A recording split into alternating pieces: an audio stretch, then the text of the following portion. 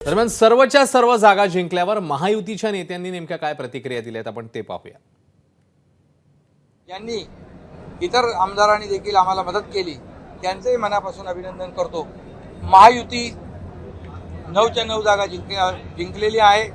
एक चांगली सुरुवात आज झालेली आहे। मी सभागृहात देखील त्याचा उल्लेख केला की हे तर आज विजयाची लोकसभेच्या नंतर जे काही फेक नरेटिव्ह पसरवून लोकसभेमध्ये जे लोकांना फसवून मतं घेतली होती, ते जी काही सूज आली होती ती सूज आता उतरू लागलेली आहे।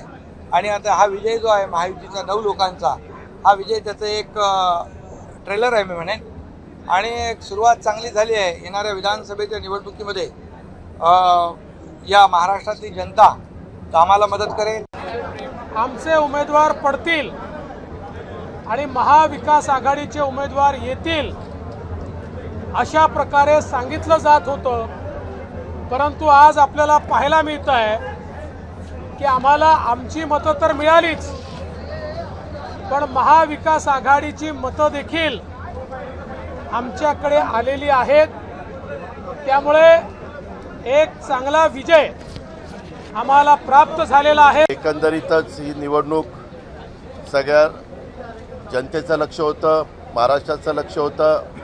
वेगवेगळ्या प्रकारच्या बातम्या सातत्याने पसरवल्या जात होत्या, पण मला एका गोष्टीचं समाधान आहे की आमच्याकडे पण मतं तशी 42च होती, परंतु त्याच्यापेक्षा अधिक मतं मतदारांनी, आमदार महोदयांनी शिवाजीराव गर्जे आणि राजेश विटेकरांना दिली। त्याबद्दल मी त्या सर्व आमदारांचं मनापासून आभार मानतो। मला आज एवढा आनंद आहे लोकांच्या चेहऱ्याकडे पाहून। लोक खूप आनंदात आहेत, खूप काल परवापासून लोक येऊन थांबलेले आहेत। माझं सर्व जे राजकारण आहे ते समर्पित आहे त्या सर्व लोकांना आणि त्यांना आनंद झाला आहे, हा माझ्यासाठी फार मोठा आहे। राज्याच्या राजकारणात परतल्यानंतर काय प्रतिक्रिया? आता अजून मी पाऊल ठेवेन, सही करून तेव्हा प्रतिक्रिया, पण आनंद वाटतोय। मी जिथे जास्त परफॉर्म करू शकेन, जास्त काही पक्षासाठी अजून काम करू शकेन, तर तिथे मला अजून आनंद होईल। आता राज्याचा, देशाचा अनुभव तर झालाच, आता हा राज्याचा अनुभव आणि निवडणुकीचा अनुभव, पूर्वीच्या 2-3 निवडणुकीचा अनुभव, मला वाटतं खूप छान काम करेल।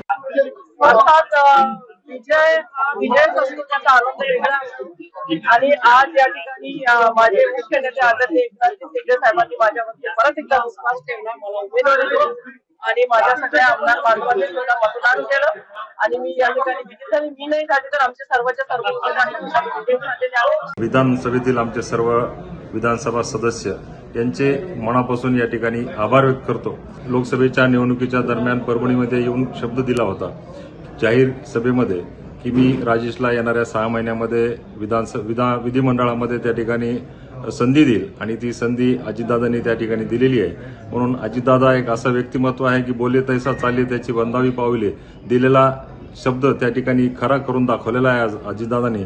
त्याबद्दल मी माझ्या सर्व सहकार्याच्या वतीनं अजितदादांचे मनापासून या ठिकाणी आभार व्यक्त करतो। बघा, 12 उमेदवार या ठिकाणी महायुतीचे सर्वच पक्षांचे या ठिकाणी उभे आहेत आणि 11 उमेदवारांना निवडून द्यायचं आहे।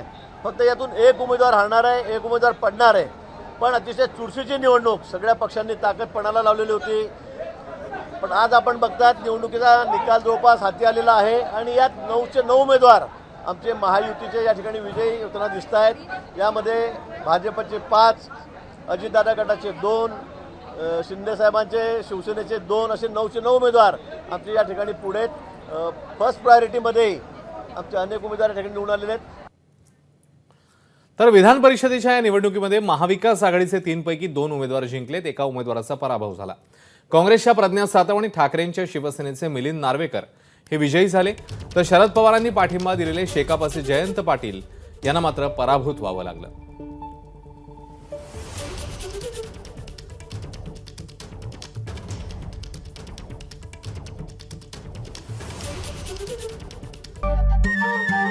नमस्कार. मन शुद्ध तुझं ही वेगळ्याच प्रकारची मालिका तुम्हा सगळ्यांना खूप आवडली होती. याचा दुसरा सीझन कधी येणार अशी विचारणा झाली. प्रतीक्षा संपली आहे मित्रांनो. येतोय मन शुद्ध तुझचा दुसरा सीझन. होई मन शुद्ध तुझ.